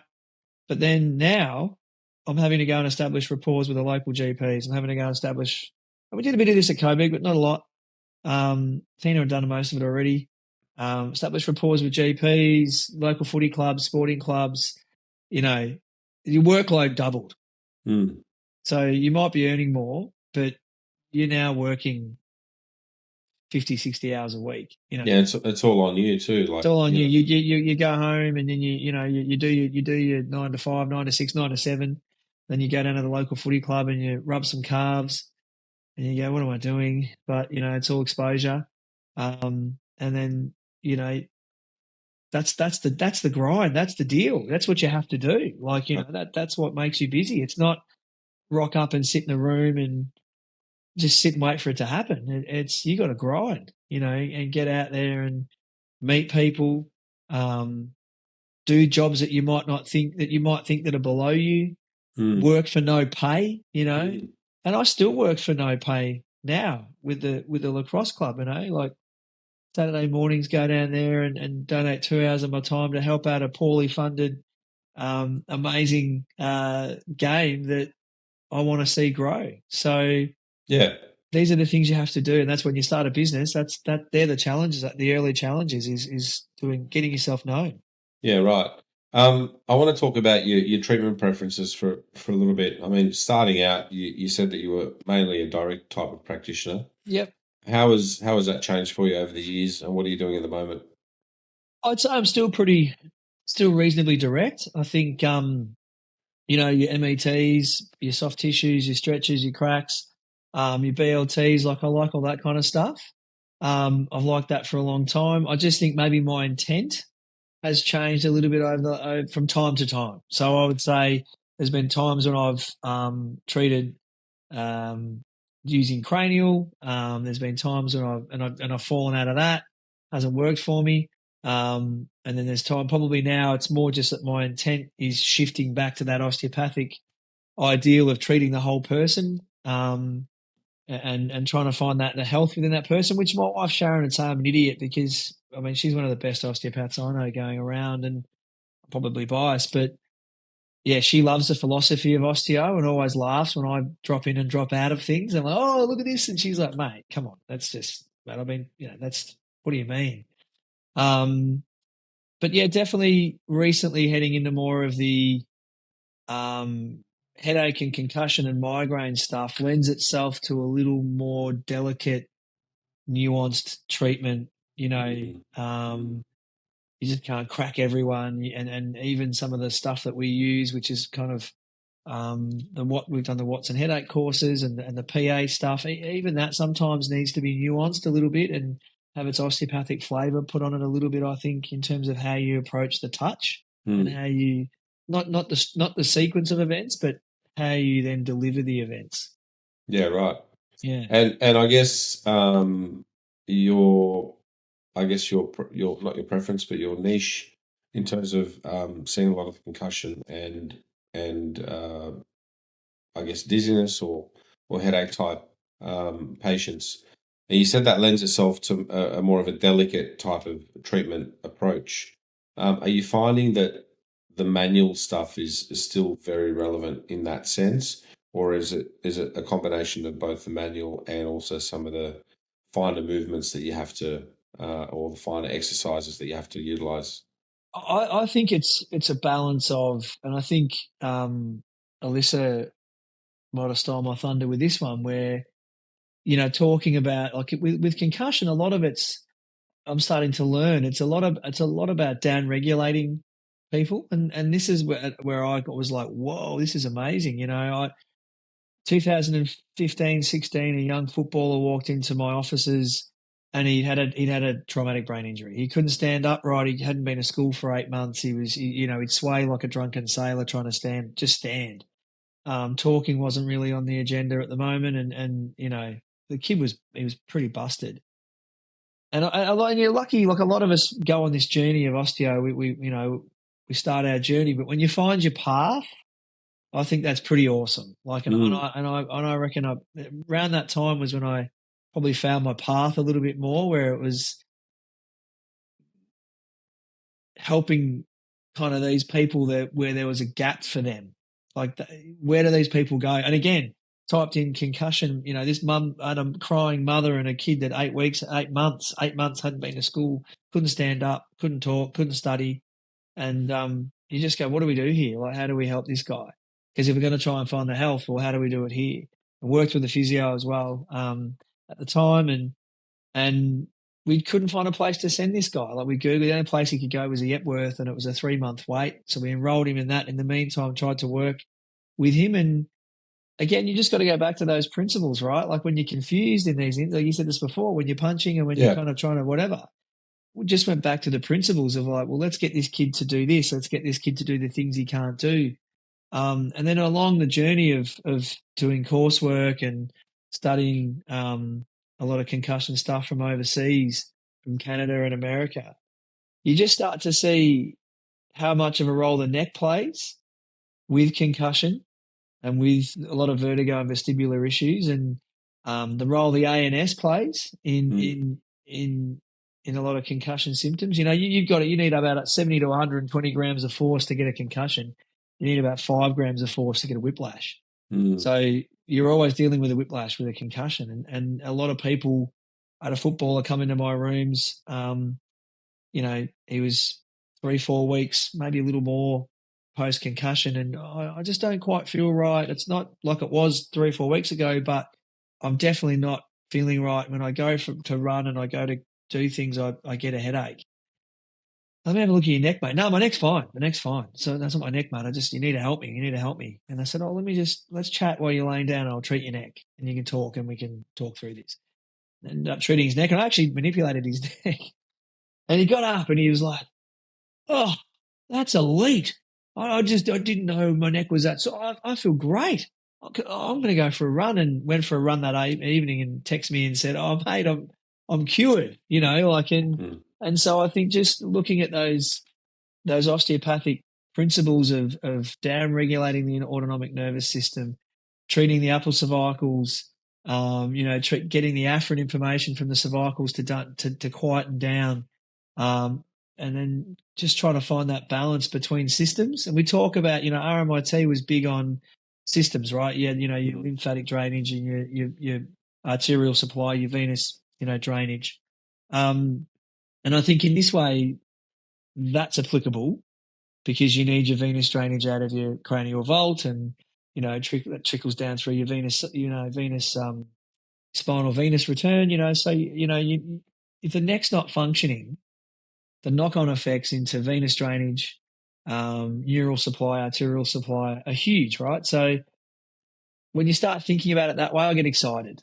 Like I like a challenge. I like putting the pieces together. So, and again, thanks to Michael Solano for showing me that, at a recent conference, just about why what I'm doing has an influence. And that's that intent, of going, what's my intent here? And that's again, what makes an osteopath? Well, probably a bit of our intent as well, right? Like my intent is to influence the cervical function and movement, and then therefore I'm influencing the venous drainage, and therefore I'm influencing neuroinflammation and the autonomic nervous system, and I'm down regulating that. And oh wow, how cool! Yeah, your intent is always to, I guess, practice osteopathy, and sometimes, well, probably a lot of the times, we probably don't get it right. I don't. That's not osteopathy's fault. That's probably more of a applicator fault, and we always have to go back to the drawing board and make sure that we upskill and get better and learn more and just keep trying. It's a journey, like we said before. Yeah. And I guess being the second best osteopath in your household, Gives you something to always look forward to, right? You always got to, climb up that hill. And I've used that into a nice segue because I want to talk about Sharon for a little bit. I want to talk about Yeah. you and your wife and your relationship. She's an osteopath, and I don't want to know about your relationship, but I want to know about, I guess, your osteopathic relationship. What's it like? I mean, my wife's a podiatrist, so it's kind of there. But what's it like? What's it like kind of growing together as two osteopaths in the same household? Tell me about the conversations. How's it helped you? How's it helped you grow as a practitioner? How has it, I guess, been a challenge in some ways too? Yeah, it's probably been more challenging for her. I think she, tells me I'm a nightmare to live with, and she's probably right. I probably need to talk to her more about osteopathy because her osteopathic brain is amazing. And I mean, when you're lecturing at the uni, that's what you do, right? So you're always got the information at hand. Um, I'd say, yeah, just the empathy that she treats with and the care and compassion. And she doesn't treat a lot anymore. Um, Probably too much of an empath and found it a little bit too difficult. The day to day grind of taking on all that taking that all on was probably a bit too much. We'll still treat occasional patients from time to time and probably treats more viscerally and treats some headache and migraine stuff. But you know, she'd treat a person for 2 hours if she could. Like she just loves it, and all the systems and how they're working together. And um, she's never ever struggled with the osteopathic principles or philosophy at all. And like I said, when I come home and start talking about something I learned at a course, she just raises her eyebrows and goes, "Mate, we learned that in second year." Um, Shaz was a girl whose notes you wanted to steal when you're at uni. They were perfectly Yeah. written, and everyone always got Shaz's notes. How I reckon how I passed H and P, to be honest, was to get Sharon's notes. Um, so she's an educator, she's an empath, um, and just yeah, bloody fantastic osteo. Be great if she could treat more, but I think the physical demands of it as well are probably a little bit too much. But Mm. we don't talk a lot of osteo at home, to be honest. We probably should talk more. We probably should talk less business and more osteo, I Yeah, think, right. because that'd be probably better for everyone. Yeah. Well, you could bounce things off each other, right? Like it'd be good to kind of. Yeah, yeah, yeah. And I think we do. We talk about our successes and about our misses and stuff. I think we do use that with each other. But um, I'm just trying to harass her to come and run mentoring at the clinic for my staff, so that Mm. they get someone other than me telling them what's going on. Oh, mate. Well, it's better to. I mean, you're the boss there, and she's the boss at home. So technically, they'd be getting mentoring from the big boss, The big boss. Yeah, the that's big it. boss. And yeah, absolutely. Yeah. So yeah, Okay. Well, speaking about mentoring, tell me about that. Tell me about mentoring your new grads and what excites you about that. You mentioned that you kind of have a little internship program that you have. Tell us about that. I think internship program is probably a little bit of a generous use of the word, but we've been having interns join us for 10 years or more. Like we love having interns in and with us. Probably don't throw them into treating and charging for treatments with them and things like that straight off the bat. We like to get them in and get them treating with us and maybe running some, where they might run an assessment, they might assess a new patient for us and work really closely with us. Um, so we've loved having that experience with the interns and hope that continues. Feel like you feel like you've got to give back. If we've Mm, talked about, you know, coming out of your first learner's experience, like we've got to help these people, mm, whatever level they're coming out at, whether they're coming out at post COVID levels at the moment where we know there's a massive amount of upside that for them, or whether in 5 years' time they're coming out a hell of a lot more kind of polished or whatever words you want to use. Um, I think giving back to the profession is really important. Um, I wish I could do it more, and when your business kind of starts to hum along, you can step back from it and then you can start mentoring and giving back a lot more. I'm quite passionate about it. I love doing it. And we have regular mentoring sessions with our staff. We've also got a lot of our senior osteos delivering mentoring back through the ranks.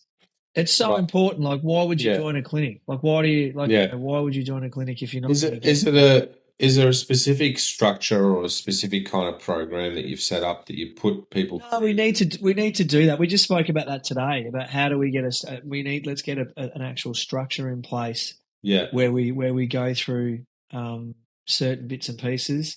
Mm, In the past we've used a lot of Jade Harry's stuff mm, to kind of have a bit of a structure around it. But yeah, we'd love to get a bit more um, structure to our mentoring program. It's all a bit more just kind of old school ad hoc, I guess, a lot of the yeah. time with the interns. Yeah, Yeah. Well, speaking to Annie Cooper on the podcast a few weeks ago, she said that the best mentoring happens around the lunch table. yeah, 100%. You know, Yeah, and I'd agree with that because I spent time with Anne as a student and as a young practitioner, and those times are memorable around the lunch table.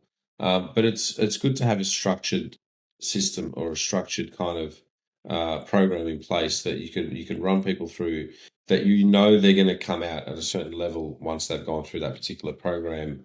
That's going to, because what it does, it gives them confidence, but also gives them I guess the foresight that they are going to be successful, and that reduces a lot of their anxiety, and yeah, that makes sure that they then can be their real authentic self, and that feeds into getting patients to really connect with them, and the whole cycle just feeds itself positively, yeah. right? So that's really what you want. And so, okay, well, it's It's good that you. that's often difficult though, I think, Sammy, as well, because there's so many moving parts to this as well, right? As a clinic owner, there's the Mm, how to manage your patients bit, like your patient management bit. mm, Then there's the treatment bit. Like being an osteo is really really difficult.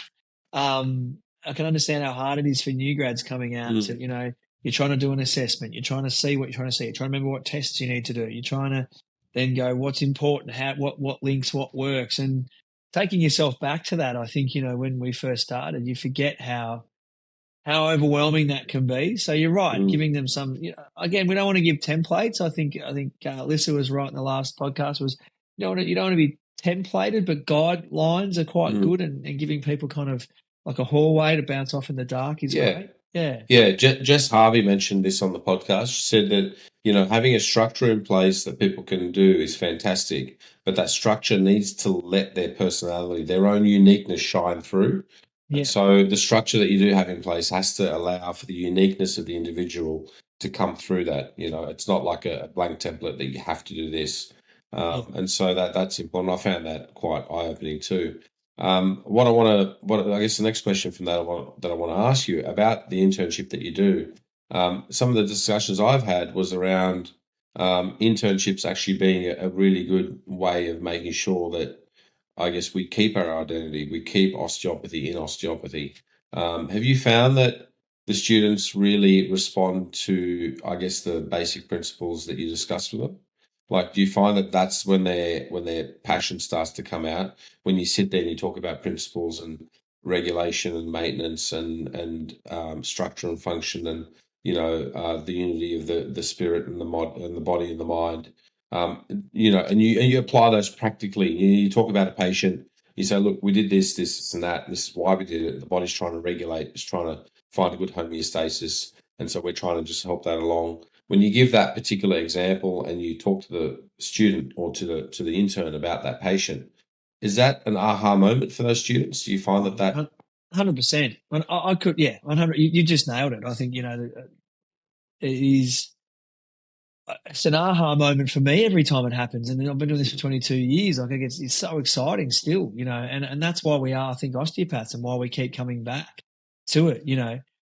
I love my job. I'd go and do it Mm, all day. Like yeah, I get tired and yeah, this and that, but I love my job, and I love seeing when the students have that moment. And we're just starting to have those moments with Jessie, our new grad who's joined us mm, from RMIT, I think, and um, I sat with her the other day and we just did kind of a balance with the elbow, and just kind of talked about what we were feeling and then what we were visualizing. And I think I had more fun than she did. It was amazing. But yeah. just to sit in that moment with her and take that time and be able to go, all right, you're feeling skin, let's feel the muscle, where's our intent, What are we doing? Let's compress, let's distract, and let's balance. Let's get to that point and tap into that.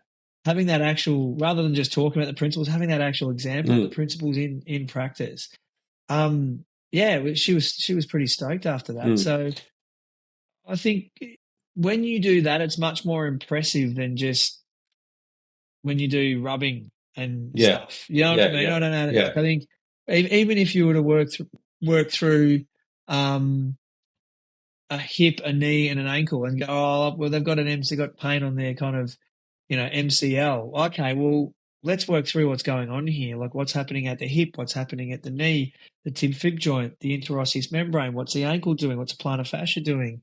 What's popliteus doing? Mm, All those things. Even just linking it musculoskeletally like that for our new grads and for our interns um, is pretty wicked, and I think they get a lot out of it. mm. Um, Yeah, my point here is that also it's a really good opportunity for the profession. I think internships presents a really good model. I've discussed this Has to. before. I think architects use it, psychologists use it in educating their graduates or their students, I guess. It's a really great opportunity for us as a profession to help the universities actually do better with their students. It's a really, I think it should be something that should be discussed more at a formal level in making sure that the internships are offered at universities through clinics that are certified, that will help students learn osteopathy and apply osteopathy. I think we're missing out on that. I think we're relying. There should be if we can do a component of student clinic, it's fantastic. But I think internships really present a fantastic opportunity to cut costs down for universities and also make sure that the students get what they want to get out of it. That by the end of that 6 months that you do with a clinic or with two clinics, that you graduate and you feel like you're an osteopath. You don't just feel like you've graduated as a musculoskeletal therapist. Yeah, I couldn't agree more, Sammy. And I think, we do it with we do it with a couple of with a couple of universities Mm, down in Ballarat. They send us up interns from first year. So first year, second years, they're coming in, they're coming around, they're observing, they're getting in a clinic setting. Like, second or first year, just being in a clinic was a buzz and mm, overwhelming. So you're getting a feel for being in a clinic, you're getting a feel for where you stand in the room, what you do, like all those things that you think that we just take for granted. I think mm, you learn when you come and do those internships. And I think I've in the past done internships with people to vet them for a job, which probably I think is wrong in hindsight. I think that, mm, you know, um, my view on this now is more that, yeah, you want to give back to the profession. So, yeah, have a patient, have a person in for a trial if you're thinking about employing them. But if you're truly doing an internship, then it just should be about giving that person clinical experience. mm, My clinic's very different to Alyssa's clinic, as it is to Poosty's clinic, as it is to your clinic.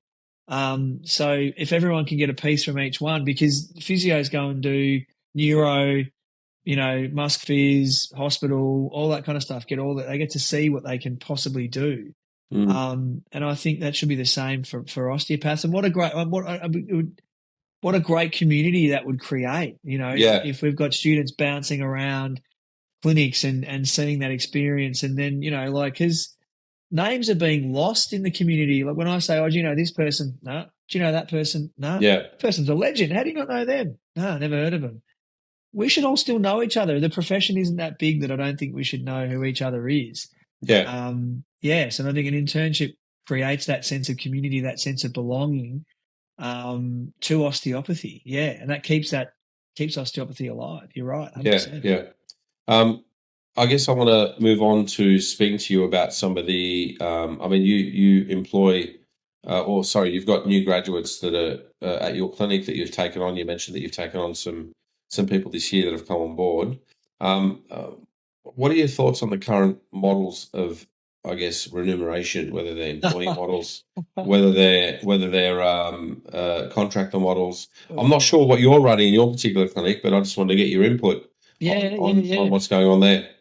Look, can I? Yeah, so we run an employment model at the moment, and look, there's no right or wrong, and I don't know what the answer is to this, to be honest. Like, I think, when I talk to my accountant or my bookkeeper, they're saying, you've got employees, so they need to Mm. be employed. They don't work anywhere else. By law, they're employees. You can do it if you want to do a reverse Kanga or whatever it is you want to do. If they want to take the money and then you want to provide them with an invoice, this, that. The advice I've received is that it still won't. It's not probably kosher. Yeah. I don't know. I'm not a lawyer. I'm not an accountant. I don't know if that's right or wrong. I just kind of put the people around me that get me to Mm. they give me the advice. It is hard to employ people though in a service based industry. Mm.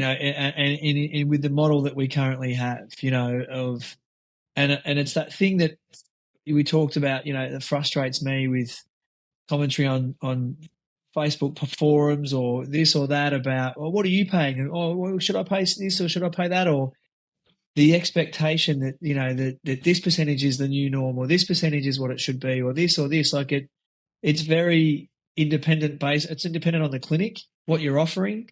Yeah. Should we still be paying a percentage based, Sammy? Like, I don't know. Like, do we Well, need to it's move away from that? Like, I think, mate, the market dictates what happens. I mean, when you're in Melbourne, you're in Victoria, and you've got two universities pumping out, 100 graduates a year or whatever they're getting out, maybe even a little bit less than that. But then you've got nobody in Sydney, right? So we're forced to give people 60% just to come here. yeah, But if you're in Victoria and there's an abundance of graduates, you don't have that pressure. And I can see why a lot of Victorian clinics have moved towards an employment model.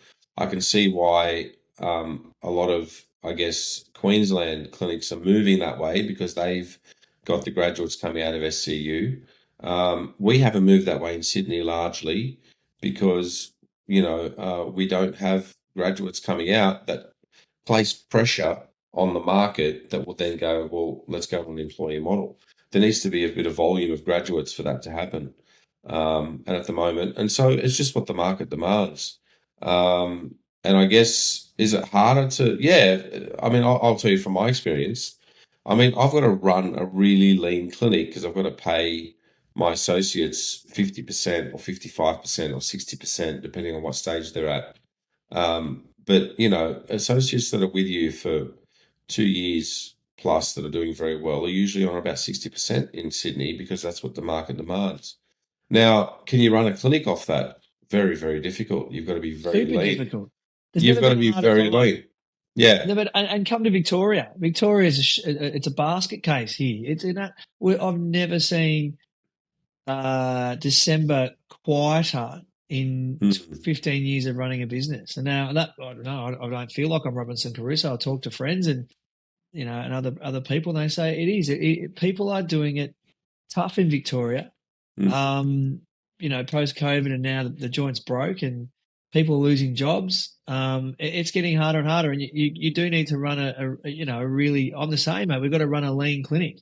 Mm. I can't. We're not getting Archies in for summer because they're just that's not gonna keep the lights on and pay the bills. So Yeah. and we run a really really successful busy clinic, like Mm.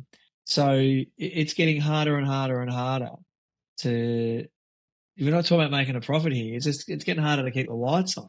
Mm. Like so. I think it's yeah, Yeah. and it's got more expensive over time. Like when we came out, it was 50-50, right? Like you got 50-50, but I didn't have practice management software.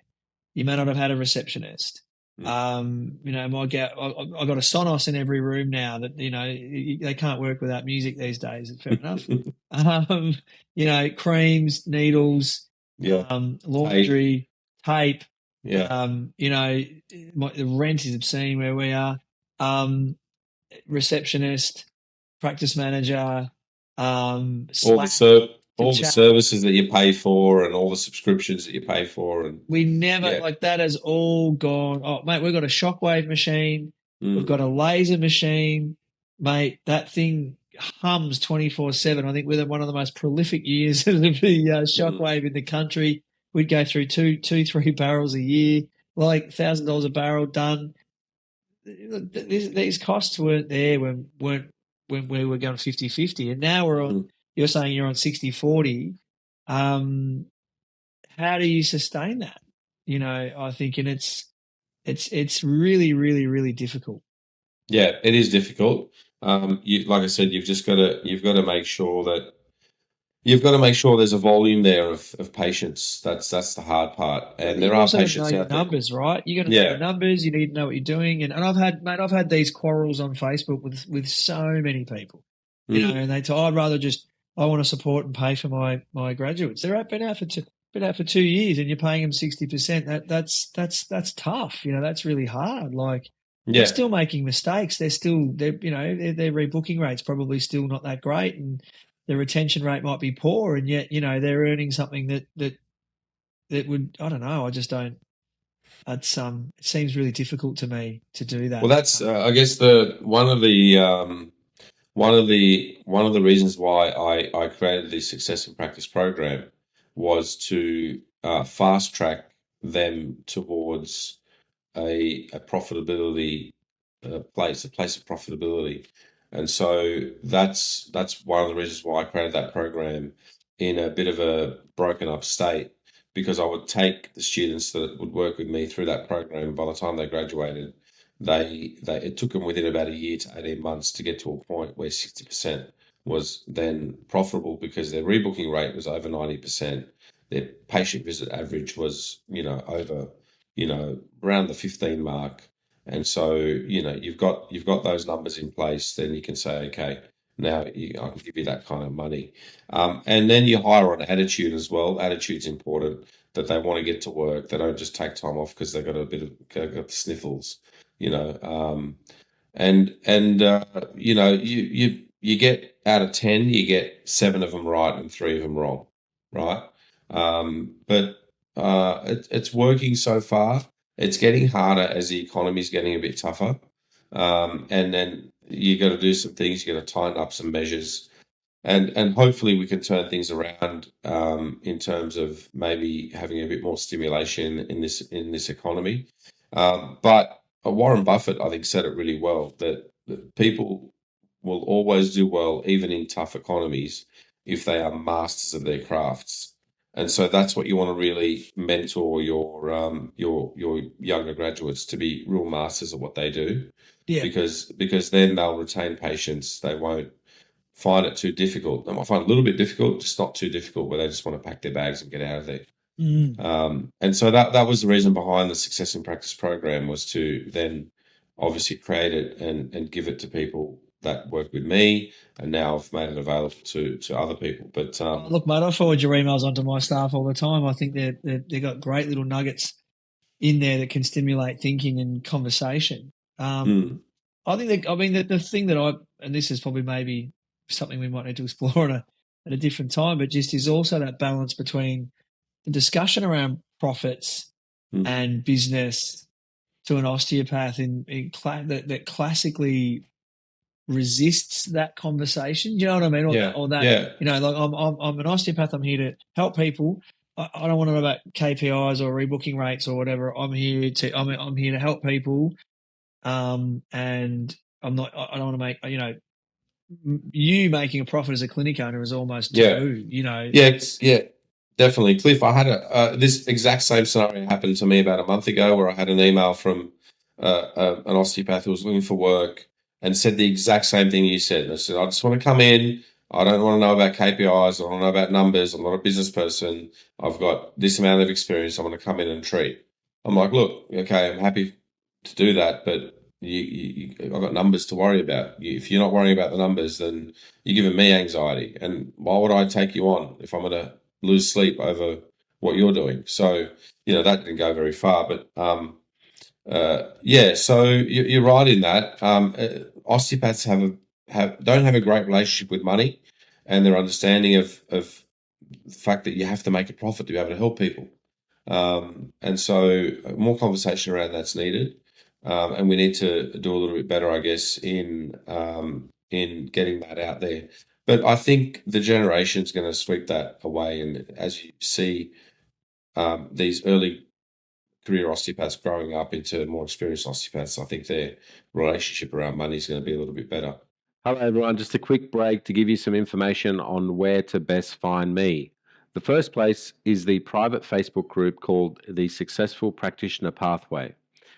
I've set up this private group as a place where practitioners can go and get tips and advice on how to best accelerate their practice and improve their clinical practice skills. The second place to find me is at successinpractice.net.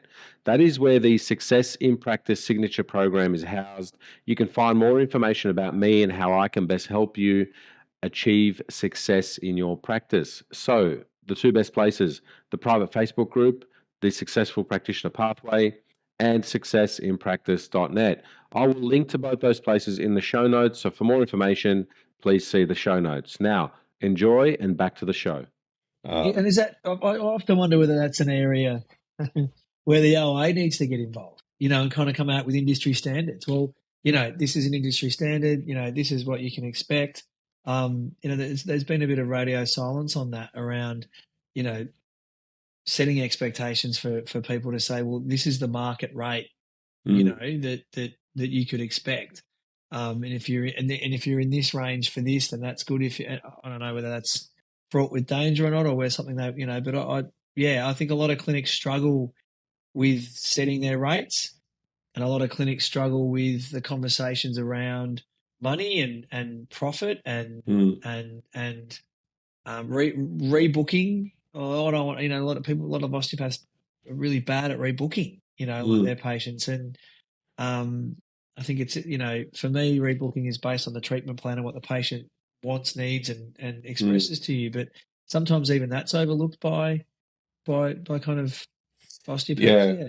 I'm not. I don't know if I'd agree with having Osteopathy Australia step into creating I guess, a market standard. Just because me personally, I prefer the law of the jungle. I'm a big believer in the market is the market, and that'll decide what happens.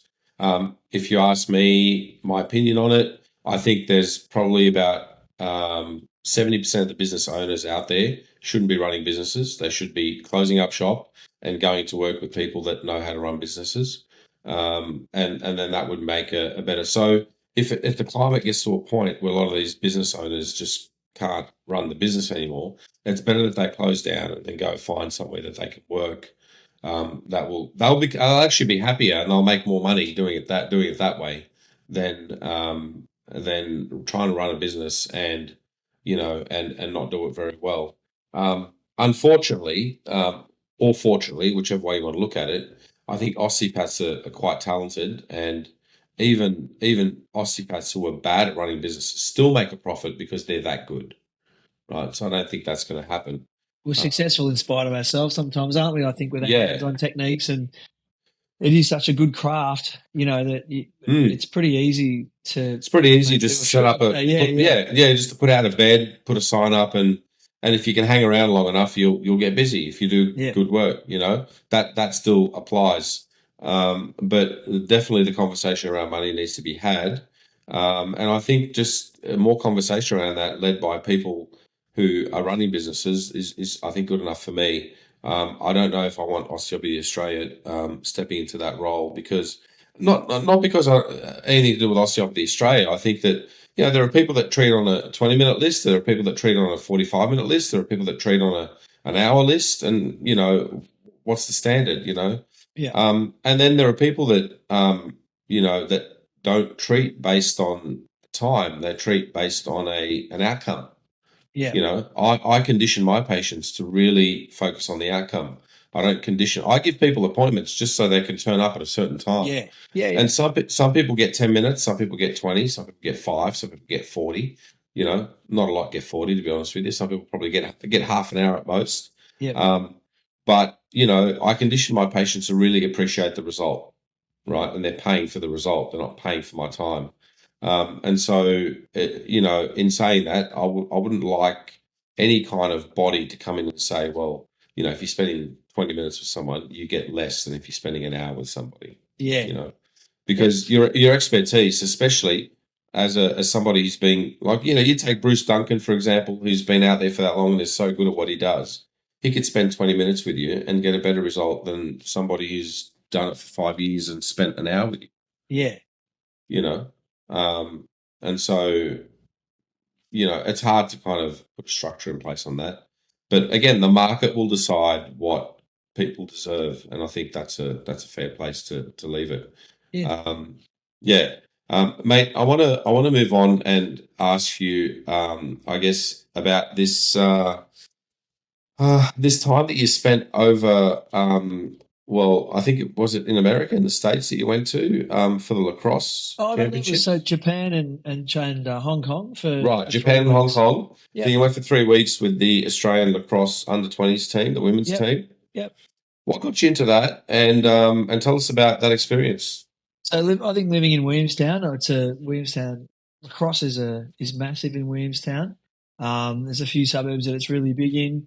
And my had a few friends playing, went down and watched lacrosse, fell in love with it. Didn't There's a team in Eltham, which is near where I grew up, and I'd never understand why I didn't join and play. It's a great game, kind of like football with sticks. So it was right up my alley. And you wear helmets and gloves. It was great. And so we went down to the club one night to went down to watch a friend play. Went into the clubs for a drink afterwards, and this real sense of community. And Sharon knew everyone in there. We walked in, and she grew up in Williamstown, so she's like, "Hey, yo, this one, that one." And yeah, that sense of community and that sense of acceptance was just pretty intoxicating. And my kid got handed a stick and went outside, and the next thing you know, someone came in and said, "Whose kid's that? Does he play lacrosse?" And we went, "No," and he goes, "He does now." And so my son started playing, my daughter started playing. Then as they've been playing for a number of years now. But yeah, that sense of community is amazing. Everyone knows everyone. So there's Footscray, there's kind of Williamstown, Newport, Altona, so very Western centric in Melbourne. And there's clubs over in kind of Caulfield and Malvern as well, out in the east, Camberwell. And so the coach Megan just kind of one day turned around and said, "Can you come down and help us out?" That was in August of 2023, and ended up just kind of rolling along with that. So I travelled to Adelaide for national training, then to Perth for national training, and then just rolled into Japan and Hong Kong and working with 22, 20-year-old female athletes. Yeah. Yeah, right. And how'd you get tapped on the shoulder to kind of, travel with us over to Japan and Hong Kong? I think it's just knowing we sponsor a lot of the clubs. We sponsor Williamstown men's and women's, so we're always there. We've been working a lot with Lacrosse Victoria on developing kind of their concussion protocols and stuff like that. So it's a small community that you get kind of known throughout. I think actually, Megan, the coach, was playing a smaller version of lacrosse called box lacrosse, which is where females and males both wear kind of protective equipment and beat each other to smithereens in a hockey kind of Right. ice hockey rig. Very And 1950s. yeah, yeah. I remember turning up and watching the grand final of the women's inaugural women's game. I think Victoria was playing South Australia, I think probably. And this young girl comes over and goes, "You've got to help my mum. She's blown her calf." And I'm put my mid-strength beer down and go over and help help Megan get back on the court. And she got back on. They won the final, and I think we kind of forged a relationship from that there as well. And then so Yeah. she knew who I was and said, "Look, I want you to come along." And look, I'm coach my son's footy team. I'm a pretty passionate and pretty competitive person. I love being around sporting teams. I love the theatre of sport. I love Yeah. the battle, and um, I hope that I brought kind of more than just kind of osteo skills to that team as well. I feel like you'd hope that you bring a sense of support and encouragement to the girls, and Yeah. that again you feel like like I said, don't necessarily get paid for these things, but the sense of filling your cup and the sense of community and accomplishment that you get from that, I think is pretty awesome as well. So um, and now hopefully working with the men's team, and then if you go and you go and support your kids as well. So go and support my son when he played in the under-15 national tournament as the physio for the young boys. They were pretty happy to get hammy rubs before the game. So yeah, it is. It's just that again, that sense of feeling part of something bigger, I think, is important. Yeah. Yeah, Great, great. Okay, well, I want to finish off with a question about, I guess, what you see in the future of osteopathy. But before I do that, I want to ask you something to kind of give you a little bit of a either a platform to say something you want to say, or maybe have you say something you didn't want to say. But I want to ask you this question because I've had a read of a lot of the things that you've put on some of the Facebook forums, and I have to say I agree with a lot of it. But I want to ask you this question: what really pisses you off on those forums? When somebody writes something, is something what in what context does something really just go, oh, geez, that really pisses me off what they're saying? Like, does something really kind of get under your yeah, skin? yeah, yeah. No, I think it's something that's not helping the profession move forward. That's not helping the profession grow. Like, and I don't. You, I probably get it. I probably get it right 3 times out of 10. To be Sam, like like, to be honest, but I think I think we need to again. We've talked about community. We've talked about you can't operate in a silo. We've got to operate Mm, together. We've talked about internships, developing a sense of community. And I think that if we're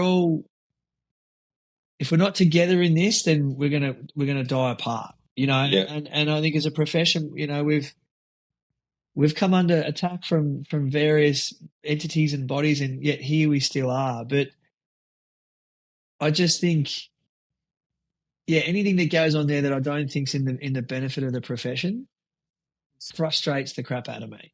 Yeah. And whether that's people talking about outrageous percentages of payment or whatever, like you've just told me that you like the law of the jungle. No dramas. I'm down with Mm, that. That's fine. You think that works, and then you've taken steps to then create a platform to then educate your workers to become more profitable entities within your business, so that you can sustain your business, keep it mm. open, and continue to spread the word about osteopathy through podcasts such as this. So that's full circle for me, and I think that's amazing and awesome, and I respect it and love it. But I just think, yeah, anything that's not moving us forward as a profession, um, anything that's gonna, if we're not, we've got to look after our workers, but Mm. then we've also got to make sure that we can maintain profitable businesses that keep Yeah. running. Just to give you a bit of context around that, mate, I would love to have that market pressure that would bring down that 60% to something that doesn't have to, where I don't have to worry and fret about things. So, this is why I keep talking about having a course in Sydney, and I keep really, really putting the pressure and making sure that, we get a course in Sydney, because if we can have graduates coming out in Sydney, I can then have the option of moving to an employee model. I But can I have don't the even know if option. that's happening in Victoria. I don't feel like that market pressure. And maybe it just takes time. Maybe it takes time to filter through. Maybe we need a couple Yeah. of years of 100 graduates coming out. Well, And imagine if you didn't have the graduates. Like, imagine if yeah, you didn't have that, how much yeah, worse it would be. So, yeah, that just to give you a bit of context around that, I've said that, I'll give someone 60% if they've been with me for a couple of years and they're quite competent at what they do. That is a much harder number to run a profitable business on. But I would love for that not to be, I would love to have a bit of pressure on that so that I can say to somebody, hey, if you don't perform, there's someone, that competitive edge. If you don't perform, and when I say perform, it's not about like just numbers. It's also about being an osteopath. If I don't feel like that you're just being somebody who's, just you're cruising along, you're not really, putting in the effort in terms of improving your skill set, then there's somebody there that's hungry and waiting to do that. But we don't have that market pressure here. And yeah. so that's the context around that. But and for me, I guess the other thing that really pisses me off is just um, that we discussed it before, that the osteopathic lack of acceptance or acknowledgement that we do need to make profits and we do need to run profitable businesses. Mm, And I think we sometimes don't like to discuss or be around. So there's people, like you said, I think before, and I think you might have nailed it. Probably 70% of people need to close their businesses because they're running shit businesses and creating a shit environment for the rest of us, for the mm, for the profession as a whole. And I think, that the shyness that we have to talk about business and the shyness that we have to talk about the way things run and the way things do, that's frustrating as well. Mm.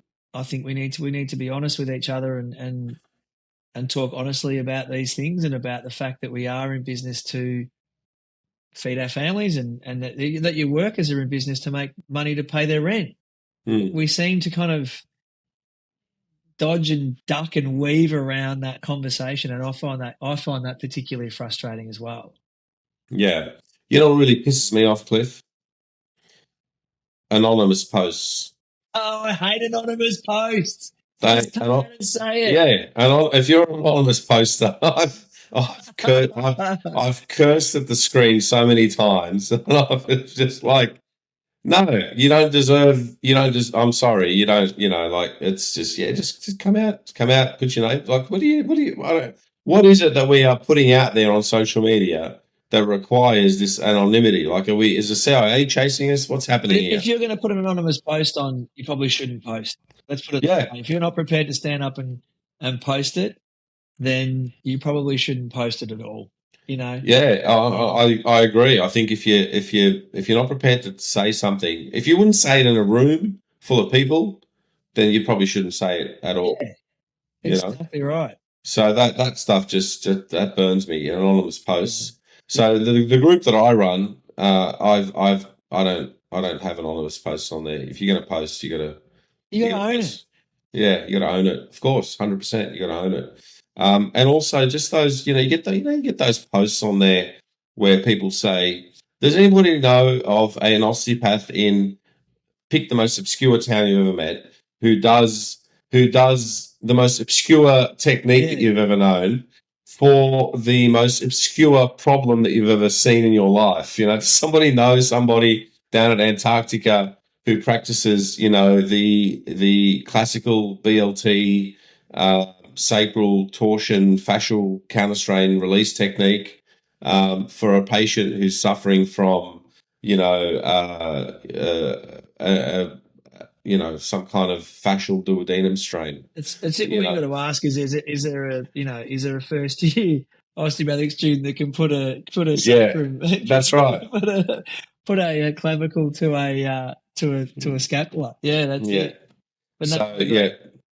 mate. All right. Last question of the night. Where would you like to see osteopathy go in the next 10 years? What would make you happy? I think just more candid conversations about business, I think is great. I think the physios are very happy to have candid conversations about business, and there's people out there that are now making noise around what they think is appropriate market rates and the reasons why. So I think Yeah. more candid conversations about business in the osteopathic circles would really make me feel a lot better. And that's probably a source of anxiety for me, which is why I then probably get angry and post unanonymously on the Good. posts. Good. So I think we need to talk more about running businesses. That's what I would Yeah. like to see. The reasons why percentages are paid. Don't just, my friend gets 50 or 60, 55 or 60, whatever. You've Mm, explained why your market rate is the way that it is. And I think we need to make sure that we're comparing apples and oranges a lot of the time with this stuff. So, mm. um, I think we've got to probably, clean that up a little bit, get greater understandings about business and how Yeah. things run.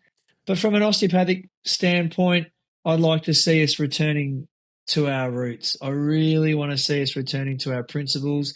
If a guy with a feather in his hat can tell people how to breathe at the local gym, and people can jump in infrared saunas and do these things, why can't we treat Mm. the sacrum? Why can't we treat the primary respiratory mechanism if that's what we want to do? Like, I'd love to see us return to those roots and discuss those roots with our new grads, with ourselves. I think that's where we need to go. Yeah, I think you're right, and that's one thing that I would. You talked about the association kind of taking up a mantle. That's one thing I'd like to see the association take up the mantle for is going back to our roots, and although there's many different modalities, I don't think the association can cover everything that everyone wants. But I think principles. I think when you get 10 osteopaths in a room and you press them, they all go back to principles. And I think the association needs to really market those principles a bit better. And right now, you said this earlier, you nailed it. Things are happening, especially in the online space, where the public is waking up to I don't even call it alternative models of medicine, but they're waking up to health instead of disease, right? And they're looking for that. And we are perfectly positioned to be the people because that's our training. We're perfectly positioned as osteopaths to be the ones to give them that model of health. And that is the principles that we learn, the unity of the body, the regulatory aspect of health, and also we look at structure and function and how that governs how the body works. And they're all the things that create an osteopath, and that's how an osteopath thinks. And in that sentence just there should be the cornerstone of how we market ourselves as a profession. And I guess I'd like to see that happen a little bit more, and I guess just stand up for our roots and go back to that. So I'm in total agreement with you, mate. Cliff, it's been almost we're almost on 2 hours, mate. We've had a chat. So Been fun. we could probably keep going, and we'll definitely do round two. But mate, I wanted to thank you for your time tonight. I know that you left a wine bar to come and have a chat to me, Yeah, definitely did. No, it's and yeah. but yeah, just a big thank you, and we'll definitely tee up round two. I want you to stay on the line with me, but for everybody else that's been listening, thanks for joining us for another episode, and I will catch you on the next episode. Cliff, thank you for your time tonight.